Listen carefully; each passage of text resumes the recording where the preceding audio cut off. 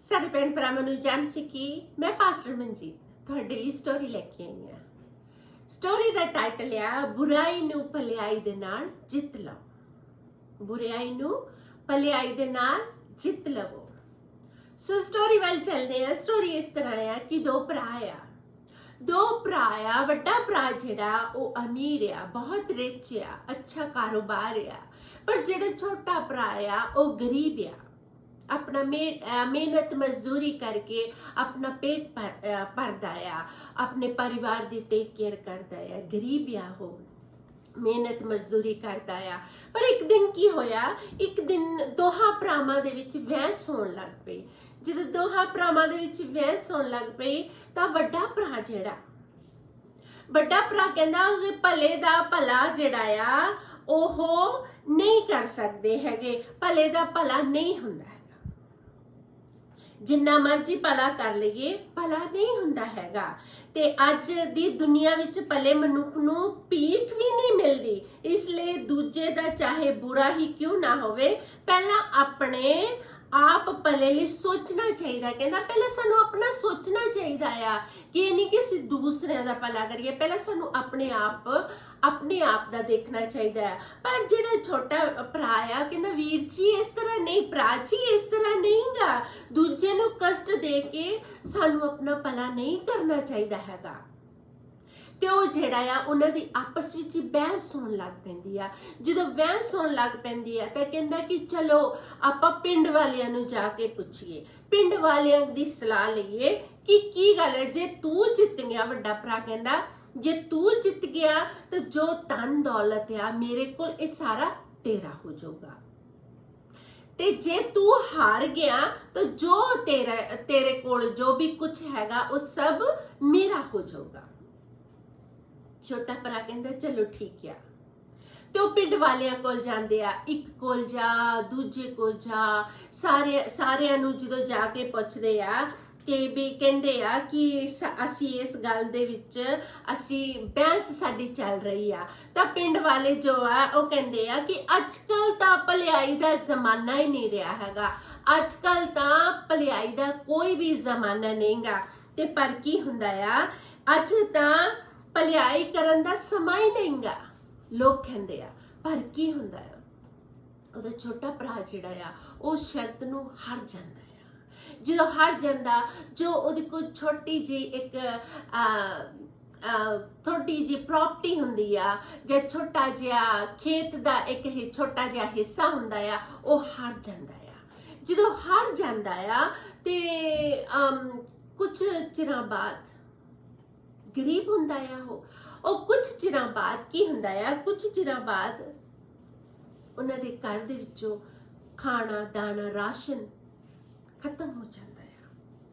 ਪਿੰਡ ਵਾਲਿਆਂ ਦੇ ਕੋਲ ਜਾਂਦਾ ਆ, ਪਿੰਡ ਵਾਲਿਆਂ ਨੂੰ ਕਹਿੰਦਾ ਆ ਕਿ ਮੈਨੂੰ ਰਾਸ਼ਨ ਚਾਹੀਦਾ ਆ। ਸਾਰੇ ਜਿਹੜੇ ਆ ਉਸ ਨੂੰ ਜਵਾਬ ਦੇ ਦਿੰਦੇ ਕਿ ਅਸੀਂ ਤੈਨੂੰ ਰਾਸ਼ਨ ਨਹੀਂ ਦੇ ਸਕਦੇ ਹੈਗੇ। ਤਾਂ ਕੀ ਹੁੰਦਾ ਆ, ਆਪਣੇ ਭਰਾ ਦੇ ਕੋਲ ਜਾਂਦਾ ਆ। ਜਦੋਂ ਆਪਣੇ ਵੱਡੇ ਭਰਾ ਦੇ ਕੋਲ ਜਾਂਦਾ ਆ, ਆਪਣੇ ਵੱਡੇ ਭਰਾ ਨੂੰ ਕਹਿੰਦਾ ਕਿ ਮੈਂ ਬਹੁਤ ਹੀ, ਮੇਰੇ ਬੱਚੇ ਜਿਹੜੇ ਆ ਭੁੱਖੇ ਆ, ਮੇਰਾ ਪਰਿਵਾਰ ਜਿਹੜਾ ਖਾਣੇ ਤੋਂ ਤਰਸ ਰਿਹਾ ਆ, ਪਲੀਜ਼ ਮੇਰੀ ਮਦਦ ਕਰ ਦੇ, ਮੈਨੂੰ ਗਰੋਸਰੀ ਚਾਹੀਦੀ ਆ, ਮੈਨੂੰ ਰਾਸ਼ਨ ਪਾਣੀ ਚਾਹੀਦਾ ਆ। ਤਾਂ ਉਹਦਾ ਭਰਾ ਕੀ ਕਹਿੰਦਾ ਆ, ਪੈਸੇ ਦੇ ਦੇ ਤਾਂ ਖਾਣਾ ਲੈ ਜਾ, ਜੋ ਵੀ ਤੂੰ ਰਾਸ਼ਨ ਪਾਣੀ ਜਾਣਾ ਆ। ਉਹਦਾ ਭਰਾ ਛੋਟਾ ਕਹਿੰਦਾ ਕਿ ਵੀਰ ਜੀ ਮੇਰੇ ਕੋਲ ਪੈਸੇ ਨਹੀਂ ਗੇ, ਮੇਰੇ ਕੋਲ ਪੈਸੇ ਨਹੀਂ ਗੇ। ਤਾਂ ਉਹ ਕਹਿੰਦਾ, ਵੱਡਾ ਭਰਾ ਕੀ ਕਹਿੰਦਾ ਹਾਂ ਜੇ ਤੇਰੇ ਕੋਲ ਪੈਸੇ ਨਹੀਂ ਗੇ ਤਾਂ ਤੂੰ ਏਦਾਂ ਕਰ, ਆਪਣੀ ਅੱਖ ਇੱਕ ਦੇ ਦੇ, ਆਪਣੀ ਇੱਕ ਅੱਖ ਦੇ ਦੇ। ਉਸਨੇ ਸੋਚਿਆ ਕਿ ਮੇਰਾ ਭਰਾ ਜਿਹੜਾ ਆ ਮਜ਼ਾਕ ਕਰ ਰਿਹਾ ਆ, ਇਸ ਤਰ੍ਹਾਂ ਥੋੜੀ ਕਰ ਸਕਦਾ ਆ। ਤਾਂ ਜਦੋਂ ਉਸਨੇ ਰਾਸ਼ਨ ਲਿਆ ਤਾਂ ਉਸਦੀ ਅੱਖ ਇੱਕ ਲੈ ਲੈਂਦਾ ਆ। ਜਦੋਂ ਉਸਦੀ ਅੱਖ ਲੈ ਲੈਂਦਾ ਆ ਤੇ ਉਹ ਰਾਸ਼ਨ ਜਿਹੜਾ ਲੈ ਕੇ ਆਪਣੇ ਘਰ ਚਲੇ ਜਾਂਦਾ। ਬੱਚੇ ਆ, ਪਰਿਵਾਰ ਆ, ਬਹੁਤ ਦੁਖੀ ਹੁੰਦੇ ਆ, ਪਰਿਵਾਰ ਬਹੁਤ ਰੋਂਦਾ ਆ। ਕੁਝ ਚਿਰ ਇਸ ਤਰ੍ਹਾਂ ਨਿਕਲਦਾ ਆ।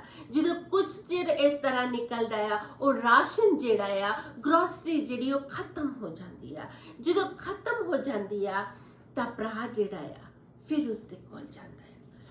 ਛੋਟਾ ਭਰਾ ਦਾ ਪਰਿਵਾਰ ਜਿਹੜਾ ਹੈ ਉਹ ਦੇਖ ਨਹੀਂ ਸਕਦਾ ਆਪਣੇ ਬੱਚਿਆਂ ਨੂੰ, ਆਪਣੇ ਪਰਿਵਾਰ ਨੂੰ ਦੇਖ ਨਹੀਂ ਸਕਦਾ, ਉਹ ਆਪਣੇ ਭਰਾ ਦੇ ਕੋਲ ਜਾਂਦਾ ਆ। ਭਰਾ ਦੇ ਕੋਲ ਜਾ ਕੇ ਕਹਿੰਦਾ ਮੇਰੇ ਬੱਚੇ ਜਿਹੜੇ ਖਾਣੇ ਤੋਂ ਤਰਸ ਰਹੇ ਆ, ਮੇਰੇ ਬੱਚੇ ਜਿਹੜੇ ਖਾਣੇ ਤੋਂ ਉਡੀਕ ਕਰ ਰਹੇ ਆ ਖਾਣੇ ਨੂੰ, ਸਾਡੇ ਘਰ ਖਾਣਾ ਨਹੀਂਗਾ। ਉਹ ਫਿਰ ਉਸ ਤਰ੍ਹਾਂ ਕਰਦਾ, ਉਹਨੂੰ ਰਾਸ਼ਨ ਦੇ ਦਿੰਦਾ, ਉਹਦੀ ਦੂਸਰੀ ਅੱਖ ਕੱਟ ਲੈਂਦਾ।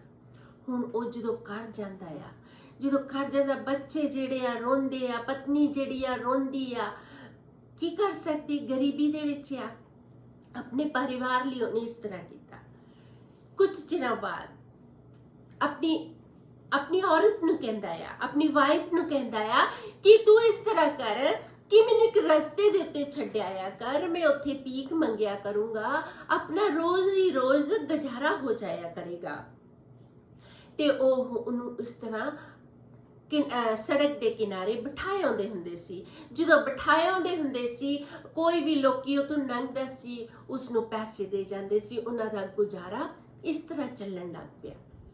ਕੁਝ ਦਿਨ ਪੈ ਕੇ ਸ਼ਾਮ ਨੂੰ ਉਹਦੀ ਵਾਈਫ ਜਿਹੜੀ ਆ, ਜਿਸ ਜਗ੍ਹਾ ਤੋਂ ਉਹਨੂੰ ਲੈਣ ਆਉਂਦੀ ਹੁੰਦੀ ਸੀ, ਕੋਈ ਕੰਮ ਦਾ ਕਰਕੇ ਕਿਸ ਤਰ੍ਹਾਂ ਉਹ ਉਸ ਜਗ੍ਹਾ ਤੇ ਪਹੁੰਚਦੀ ਨਹੀਂਗੀ। ਜਦੋਂ ਪਹੁੰਚਦੀ ਨਹੀਂਗੀ ਤੇ ਤਕਾਲਾਂ ਪੈ ਜਾਂਦੀਆਂ, ਸ਼ਾਮ ਪੈ ਜਾਂਦੀ ਆ, ਉਹ ਤੁਰਨ ਲੱਗ ਪੈਂਦਾ ਆ। ਜਦੋਂ ਤੁਰਨ ਲੱਗ ਪੈਂਦਾ, ਰਾਸਤੇ ਦਾ ਉਹਨੂੰ ਪਤਾ ਨਹੀਂਗਾ, ਪਟਕ ਜਾਂਦਾ ਆ। ਜਦੋਂ ਪਟਕ ਜਾਂਦਾ ਆ ਤਾਂ ਕੀ ਹੁੰਦਾ ਆ, ਉਹ ਕਹਿੰਦਾ ਕਿ ਮੈਂ ਇਸ ਤਰ੍ਹਾਂ ਕਿ ਰਾਤ ਬਹੁਤ ਹੋ ਚੁੱਕੀ ਆ, ਹਨੇਰਾ ਹੋ ਗਿਆ, ਮੈਂ ਕਿਤੇ ਉਰੇ ਪਰੇ ਪਟਕ ਨਾ ਜਾਵਾਂ, ਮੈਂ ਇਸ ਟਰੀ ਦੇ ਥੱਲੇ ਬੈਠ ਜਾਂਦਾ ਆ, ਇਸ ਟਰੀ ਦੇ ਥੱਲੇ ਮੈਂ ਰਾਤ ਗੁਜ਼ਾਰ ਲੈਣਾ ਆ, ਸਵੇਰ ਨੂੰ ਮੈਂ ਹੱਥ ਪੱਲਾ ਮਾਰ ਕੇ ਚਲੇ ਜਾਊਂਗਾ। ਕੀ ਹੁੰਦਾ ਆ, ਜਦੋਂ ਉਸ ਟਰੀ ਦੇ ਉੱਤੇ ਉਹ ਟਰੀ ਦੇ ਥੱਲੇ ਬੈਠ ਜਾਂਦਾ ਆ ਤਾਂ ਕੀ ਹੁੰਦਾ ਆ, ਇੱਕ ਤੂਫਾਨ ਜਿਹਾ ਆਉਂਦਾ, ਇੱਕ ਹਨੇਰੀ ਜੀ ਆਉਂਦੀ ਆ। ਜਦੋਂ ਆਂਦੀ ਆ ਤਾਂ ਚਾਰ ਜਿਹੜੇ ਭੂਤ ਆ, ਉਹ ਸ਼ੈਤਾਨੀ ਆਤਮਾ ਜਿਹੜੀ ਆ, ਉਸ ਟਰੀ ਦੇ ਉੱਤੇ ਆ ਕੇ ਬੈਠ ਜਾਂਦੀ ਆ। ਜਦੋਂ ਟਰੀ ਦੇ ਉੱਪਰ ਆ ਕੇ ਬੈਠ ਜਾਂਦੀਆਂ, ਉਹ ਸ਼ੈਤਾਨ ਪ੍ਰਿਸ਼ਟ ਆਤਮਾ ਜਿਹੜੀਆਂ ਆ, ਭੂਤ ਆ, ਉਹ ਜਦੋਂ ਆ ਕੇ ਬੈਠ ਜਾਂਦੇ, ਉਹਨਾਂ ਵਿੱਚੋਂ ਤਿੰਨਾਂ ਦੇ ਵਿੱਚੋਂ ਇੱਕ ਭੂਤਾਂ ਦਾ ਸਰਦਾਰ ਹੁੰਦਾ ਆ। ਜਦੋਂ ਬੈਠ ਜਾਂਦੇ ਆ ਤਾਂ ਉਹ ਕਹਿੰਦੇ ਕਿ ਤੁਸੀਂ ਆਪਣਾ ਦੱਸੋ ਕਿ ਸ਼ੈਤਾਨ ਕੀ ਆ, ਲੋਕਾਂ ਨੂੰ ਅਜ਼ਮਾਇਸ਼ ਪਾਉਂਦਾ ਆ, ਪਰੇਸ਼ਾਨੀਆਂ ਚ ਪਾਉਂਦਾ ਆ, ਲੜਾਈਆਂ ਝਗੜੇ ਕਰਾਉਂਦਾ। ਸ਼ੈਤਾਨ ਦਾ ਕੰਮ ਇਹੀ ਆ। ਸੋ ਉਹ ਕਹਿੰਦਾ, ਇੱਕ ਆਪਣੇ ਸਰਦਾਰ ਨੂੰ, ਪੁੱਤ ਨੂੰ ਕਹਿੰਦਾ ਕਿ ਇੱਕ ਪਿੰਡ ਦੇ ਵਿੱਚ ਦੋ ਭਰਾ ਰਹਿੰਦੇ ਸੀ, ਉਹਨਾਂ ਦੇ ਵਿੱਚ ਸ਼ਰਤ ਲੱਗੀ। ਕੀ ਹੁੰਦਾ ਆ, ਦੋਨਾਂ ਦੇ ਵਿੱਚ ਬਹਿਸ ਹੋਈ।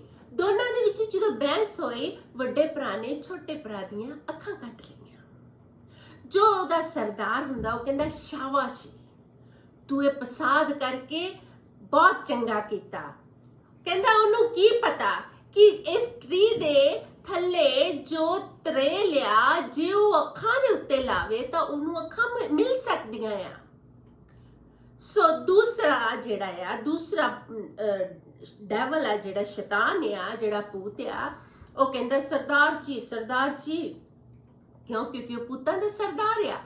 ਕਹਿੰਦਾ ਕਿ ਇਸ ਤਰ੍ਹਾਂ ਹੁੰਦੀ ਆ, ਇੱਕ ਪਿੰਡ ਦੇ ਵਿੱਚ, ਨਗਰ ਦੇ ਵਿੱਚ ਮੈਂ ਕੀ ਕੀਤਾ, ਖੂਹ ਨਾਲੇ ਜੋ ਵੀ ਨਹਿਰਾਂ ਸੀਗੀਆਂ ਸਾਰੀਆਂ ਮੈਂ ਸੋਕਾ ਪਾ ਦਿੱਤਾ ਪਾਣੀ ਦਾ। ਲੋਕ ਤਰਸਦੇ ਆ ਪਾਣੀ ਨੂੰ, ਲੋਕ ਤਰਸਦੇ ਆ, ਹਾਹਾਕਾਰ ਮਚ ਗਈ ਆ ਉਸ ਜਗ੍ਹਾ ਦੇ ਉੱਤੇ।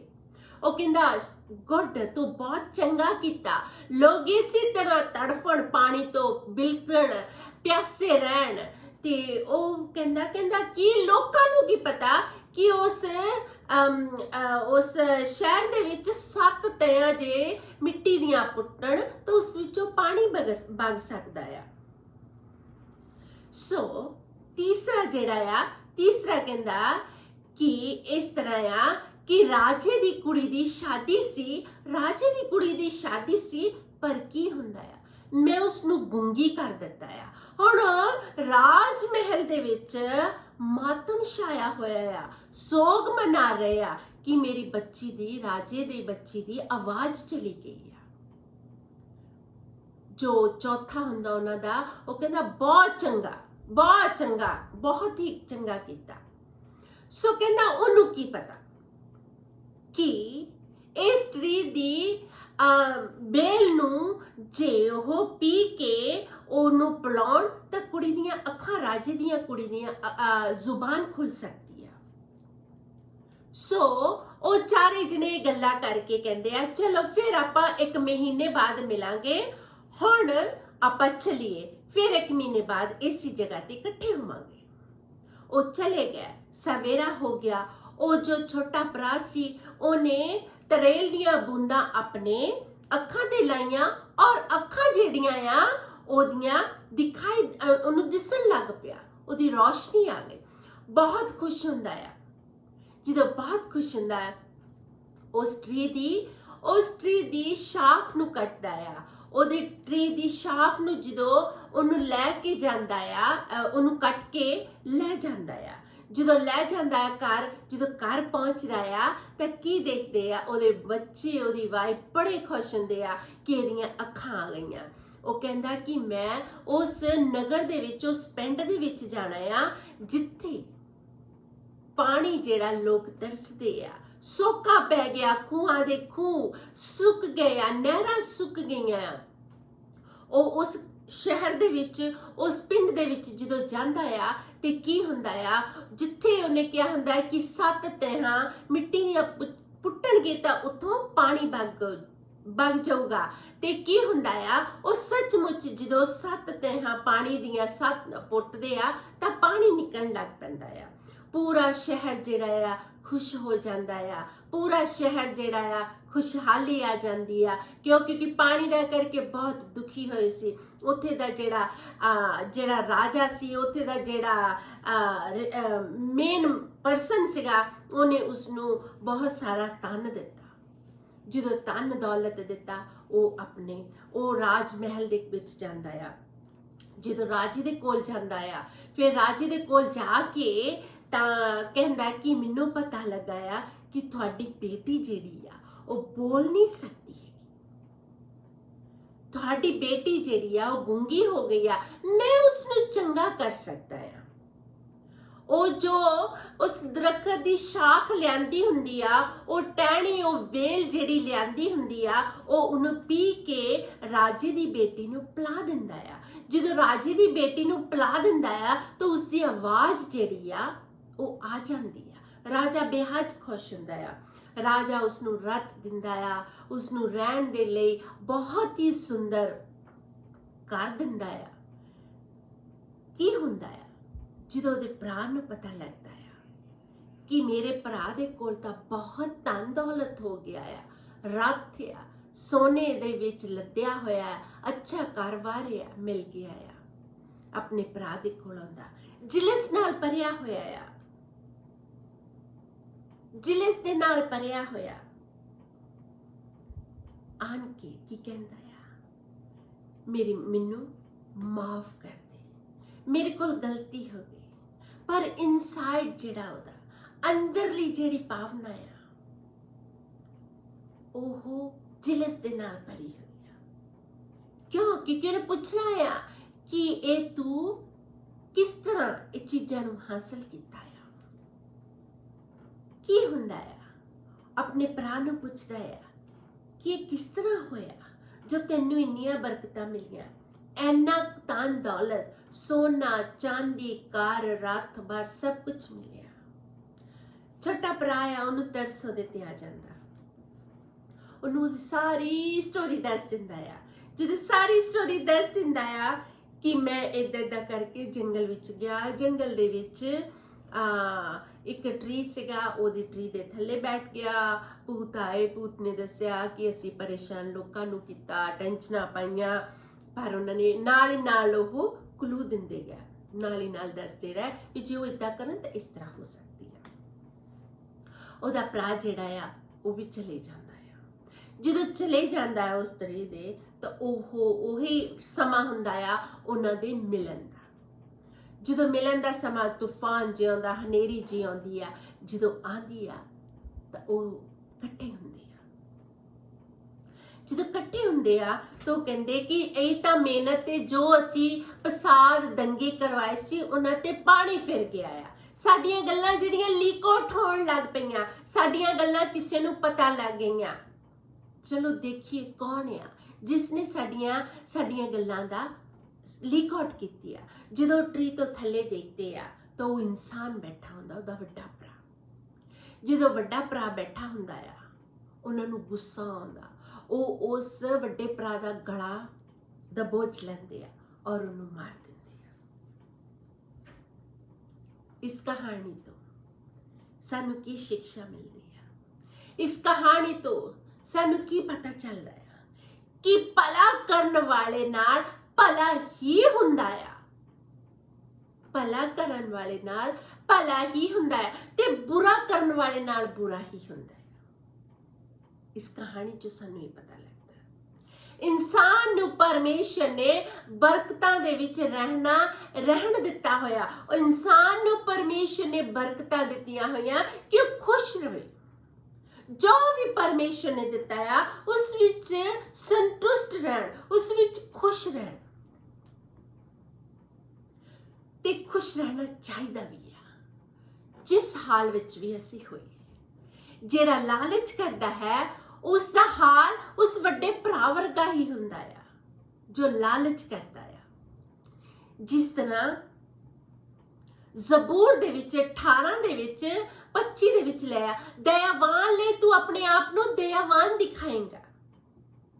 ਜ਼ਬੂਰ ਦੇ ਵਿੱਚ ਲਿਖਿਆ ਦਇਆਵਾਨ ਦੇ ਲਈ ਤੂੰ ਆਪਣੇ ਆਪ ਨੂੰ ਦਇਆਵਾਨ ਦਿਖਾਏਂਗਾ, ਪੂਰੇ ਮਨੁੱਖ ਨੂੰ ਤੂੰ ਆਪਣੇ ਆਪ ਲਈ ਪੂਰਾ ਵਿਖਾਏਂਗਾ। ਪ੍ਰੇਜ਼ ਦ ਲਾਰਡ, ਹਾਲੇਲੂਇਆ, ਯਿਸੂ ਦੇ ਨਾਮ। ਔਰ ਸ਼ੁੱਧ ਦੇ ਲਈ ਤੂੰ ਆਪਣੇ ਆਪ ਨੂੰ ਸ਼ੁੱਧ ਵਿਖਾਏਂਗਾ। ਵਚਨ ਕਿਸ ਤਰ੍ਹਾਂ ਕਹਿੰਦਾ? ਇਸ ਤਰ੍ਹਾਂ ਕਹਿੰਦਾ, ਪਰ ਹਾਠੇ ਦੇ ਲਈ ਤੂੰ ਹਾਠਾ ਵਿਖਾਵੇਂਗਾ। ਹਾਠੇ ਦੇ ਲਈ ਤੂੰ ਹਾਠਾ ਵਿਖਾਵੇਂਗਾ। Praise the Lord, ਹਾਲੇਲੂਇਆ, ਤੇਰਾ ਸ਼ੁਕਰ ਕਰਦੇ ਹਾਂ। ਇਸੇ ਤਰ੍ਹਾਂ ਜੇ ਅਸੀਂ ਪਰਮੇਸ਼ਰ ਦੇ ਲਈ ਕੰਮ ਕਰਦੇ ਹਾਂ, ਪਰਮੇਸ਼ਰ ਦੇ ਲਈ ਵਫਾਦਾਰੀ ਦੇ ਨਾਲ ਕਰੀਏ, ਇਮਾਨਦਾਰੀ ਦੇ ਨਾਲ ਕਰੀਏ। ਇਸੇ ਤਰ੍ਹਾਂ ਜੇ ਅਸੀਂ ਪਰਮੇਸ਼ਰ ਦੇ ਲਈ ਕੰਮ ਕਰਦੇ ਹਾਂ, ਪਰਮੇਸ਼ਰ ਦੇ ਲਈ ਕੀ, ਜਦੋਂ ਅਸੀਂ ਉਹਦੀ ਉਪਾਸਨਾ ਕਰਦੇ ਹਾਂ, ਉਹਦੇ ਨਾਮ ਨੂੰ ਜਲਾਲ ਦਿੰਦੇ ਹਾਂ, ਦੂਸਰਿਆਂ ਦੇ ਲਈ ਅਸੀਂ ਭਲਾਈ ਕਰੀਏ। ਇਸ ਲਈ ਜੇ ਅਸੀਂ ਸਿੱਧੇ ਦਿਲ ਵਾਲਿਆਂ ਦੇ ਨਾਲ ਤੇ ਦੂਜਿਆਂ ਦੇ ਨਾਲ ਭਲਾ ਚਾਹੁੰਦੇ ਆ ਕਰਨਾ, ਤਾਂ ਸਾਡਾ ਪਰਮੇਸ਼ਰ ਸਾਡੇ ਨਾਲ ਵੀ ਭਲਾ ਕਰੇਗਾ। ਸਾਡਾ ਪਰਮੇਸ਼ਰ ਸਾਡੇ ਨਾਲ ਭਲਾ ਕਰੇਗਾ ਤੇ ਆਪਣੇ ਮਨੋਰਥਾਂ ਨੂੰ, ਸਾਡੇ ਸਾਰਿਆਂ ਦੀਆਂ ਜ਼ਰੂਰਤਾਂ ਨੂੰ ਪੂਰੀਆਂ ਕਰੇਗਾ। ਵਚਨ 'ਚ ਲਿਖਿਆ, ਮੈਂ ਤੇਰੇ ਮਨੋਰਥਾਂ ਨੂੰ ਪੂਰੀਆਂ ਕਰਾਂਗਾ। ਮੈਂ ਤੇਰੀਆਂ ਮਨੋਰਥਾਂ ਨੂੰ ਪੂਰੀਆਂ ਕਰਾਂਗਾ। ਤੇਰੀਆਂ ਜੋ ਤੈਨੂੰ ਮੈਂ ਬਰਕਤਾਂ ਦਿੱਤੀਆਂ ਹੋਈਆਂ ਉਹਨਾਂ ਦੇ ਵਿੱਚ ਭਰਪੂਰ ਕਰੂੰਗਾ। ਪਰ ਸਾਨੂੰ ਕੀ ਕਰਨਾ ਚਾਹੀਦਾ? ਸਾਨੂੰ ਦੂਸਰਿਆਂ ਦੇ ਲਈ ਹਮੇਸ਼ਾ ਭਲਾ ਕਰਨਾ ਚਾਹੀਦਾ। ਪਰਮੇਸ਼ਰ ਦੇ ਵਚਨ 'ਚ ਲਿਖਿਆ ਆ, ਮੈਂ ਤੇਰੇ ਮਨੋਰਥਾਂ ਨੂੰ ਪੂਰੀਆਂ ਕਰਾਂਗਾ, ਸਾਰੀਆਂ ਲੋੜਾਂ ਨੂੰ ਮੈਂ ਪੂਰੀਆਂ ਕਰੂੰਗਾ, ਕਿਉਂਕਿ ਮੈਂ ਤੁਹਾਡਾ ਯਹੋਵਾ ਜਰੀ ਹਾਂ, ਮੈਂ ਤੁਹਾਡਾ ਪਰਮੇਸ਼ਰ ਹਾਂ। ਕਿਸੇ ਦੇ ਉੱਤੇ ਸਾਨੂੰ ਖਾਰ ਨਹੀਂ ਕਰਨੀ ਚਾਹੀਦੀ, ਛਿਲਸ ਨਹੀਂ ਕਰਨੀ ਚਾਹੀਦੀ। ਸਾਡਾ ਪਰਮੇਸ਼ਰ ਜਿਹੜਾ ਆ ਉਹ ਕਹਿੰਦਾ, ਜੇ ਤੁਸੀਂ ਦੂਸਰੇ ਦੇ ਨਾਲ ਬੁਰਾਈ ਕਰਦੇ ਆ ਤਾਂ ਪਰਮੇਸ਼ਰ ਤੁਹਾਡੇ ਨਾਲ ਕਦੀ ਭਲਾਈ ਨਹੀਂ ਕਰ ਸਕਦਾ। ਸਾਡਾ ਪਰਮੇਸ਼ਰ ਕਹਿੰਦਾ, ਇਹ ਦੂਜੇ ਸਾਡੇ ਨਾਲ ਬੁਰਾਈ ਵੀ ਕਰਨ ਤਾਂ ਵੀ ਸਾਨੂੰ ਉਹਦੇ ਨਾਲ ਭਲਾਈ ਕਰਨੀ ਚਾਹੀਦੀ ਹੈ। ਸਾਡਾ ਪਰਮੇਸ਼ਰ ਸਾਨੂੰ ਇਸ ਤਰ੍ਹਾਂ ਕਹਿੰਦਾ, ਕਿਉਂਕਿ ਕਹਿੰਦਾ ਵੱਟਾ ਲੈਣਾ ਮੇਰਾ ਕੰਮ ਆ, ਤੁਸੀਂ ਜੱਜ ਨਾ ਬਣੋ, ਤੁਸੀਂ ਜੱਜ ਨਾ ਬਣੋ, ਮੇਰੇ ਤੇ ਸੁੱਟ ਦਿਓ, ਮੇਰੇ ਤੇ ਸੁੱਟ ਦਿਓ। ਪਰਮੇਸ਼ਰ ਕਹਿੰਦਾ, ਜਿਹੜਾ ਮੇਰੇ ਤੇ ਸੁੱਟਦਾ ਆ ਮੈਂ ਉਹਨਾਂ ਦੀ ਆਪ ਹੀ ਟੇਕ ਕੇਅਰ ਕਰਦਾ ਹੈ। ਰੋਮੀਆਂ ਦੇ ਵਿੱਚ ਲਿਖਿਆ ਹੋਇਆ, ਰੋਮੀਆਂ ਚੈਪਟਰ 8 ਜਦੋਂ ਅਸੀਂ 28 ਆਇਤ ਨੂੰ ਪੜ੍ਹਦੇ ਹਾਂ, ਸਾਨੂੰ ਕੀ ਕਰਨਾ ਚਾਹੀਦਾ? ਅਸੀਂ ਜਾਣਦੇ ਹਾਂ ਭਾਈ, ਜਿਹੜੇ ਪਰਮੇਸ਼ਰ ਨਾਲ ਪ੍ਰੇਮ ਰੱਖਦੇ ਹਨ, ਸਾਰੀਆਂ ਵਸਤਾਂ ਰਲ ਕੇ ਉਹਨਾਂ ਦਾ ਭਲਾ ਕਰਦੀਆਂ ਹਨ, ਅਰਥਾਤ ਉਹਨਾਂ ਦਾ ਜਿਹੜੇ ਪਰਮੇਸ਼ਰ ਦੀ ਮਨਸਾ ਦੇ ਅਨੁਸਾਰ ਸੱਦੇ ਹੋਏ ਹਨ। ਸਾਨੂੰ ਹਮੇਸ਼ਾ ਆਪਣੇ ਪਰਮੇਸ਼ਰ ਦੀ ਮਨਸਾ ਦੇ ਅਨੁਸਾਰ ਹੀ ਚੱਲਣਾ ਚਾਹੀਦਾ ਹੈ। ਇਸ ਕਹਾਣੀ ਤੋਂ ਇਹੀ ਆ ਕਿ ਭਲਾ ਕਰਨ ਵਾਲੇ ਨਾਲ ਭਲਾ ਹੁੰਦਾ ਆ, ਬੁਰਾ ਕਰਨ ਵਾਲੇ ਨਾਲ ਬੁਰਾ ਹੁੰਦਾ ਆ। ਇਨਸਾਨ ਨੂੰ ਪਰਮੇਸ਼ਰ ਨੇ ਜੋ ਬਰਕਤਾਂ ਦਿੱਤੀਆਂ ਉਸ ਵਿੱਚ ਪ੍ਰਸੰਨ ਰਹੋ, ਉਸ ਵਿੱਚ ਖੁਸ਼ ਰਹੋ। ਦੂਸਰਿਆਂ ਦੀਆਂ ਬਰਕਤਾਂ ਵੱਲ ਦੇਖ ਕੇ ਸਾਨੂੰ ਖਾਰ ਨਹੀਂ ਖਾਣੀ ਚਾਹੀਦੀ। ਹਮੇਸ਼ਾ ਜੋ ਵੀ ਦਿੱਤਾ ਆ ਉਸ ਪਰਮੇਸ਼ਰ ਦੇ ਨਾਮ ਨੂੰ ਜਲਾਲ ਦੇਣਾ ਚਾਹੀਦਾ। ਕਿਉਂ? ਕਿਉਂਕਿ ਸਾਡਾ ਪਰਮੇਸ਼ਰ ਕਹਿੰਦਾ ਮੈਂ ਨਾ ਸੌਂਦਾ ਨਾ ਮੈਂ ਉਂਗਲਾਂਦਾ, ਮੈਂ ਤਾਂ ਤੁਹਾਡੇ ਲਈ ਹਮੇਸ਼ਾ ਜਾਗਦਾ ਰਹਿਣਾ ਆ। ਅਸੀਂ ਧੰਨਵਾਦ ਕਰੀਏ ਆਪਣੇ ਪਰਮੇਸ਼ਰ ਦਾ ਜਿਸ ਨੇ ਸਾਨੂੰ ਅੱਛੀ ਸਿਹਤ ਤੇ ਤੰਦਰੁਸਤੀ ਦਿੱਤੀ ਹੋਈ ਆ। ਪਰਮੇਸ਼ਰ ਸਾਡਾ ਭਲਾ ਪਰਮੇਸ਼ਰ ਆ, ਭਲਾ ਆ, ਦਇਆਵਾਨ ਆ। ਕਹਿੰਦਾ ਦਇਆਵਾਨ ਨੂੰ ਤੂੰ ਆਪਣੇ ਆਪ ਨੂੰ ਦਇਆ ਦਿਖਾਈ ਜਾ। ਪੂਰੇ ਮਨੁੱਖ ਲਈ ਤੂੰ ਆਪਣੇ ਆਪ ਨੂੰ ਪੂਰਾ ਵਿਖਾਵੇਂਗਾ। ਸਾਡਾ ਪਰਮੇਸ਼ਰ ਜਿਹੜਾ ਭਲਾ ਪਰਮੇਸ਼ਰ ਆ, ਦਇਆ ਦੇ ਨਾਲ ਭਰਿਆ ਹੋਇਆ ਸਾਮਰਥ ਪਰਮੇਸ਼ਰ ਹੈ। God bless you. खुदा तेन बहुत सारी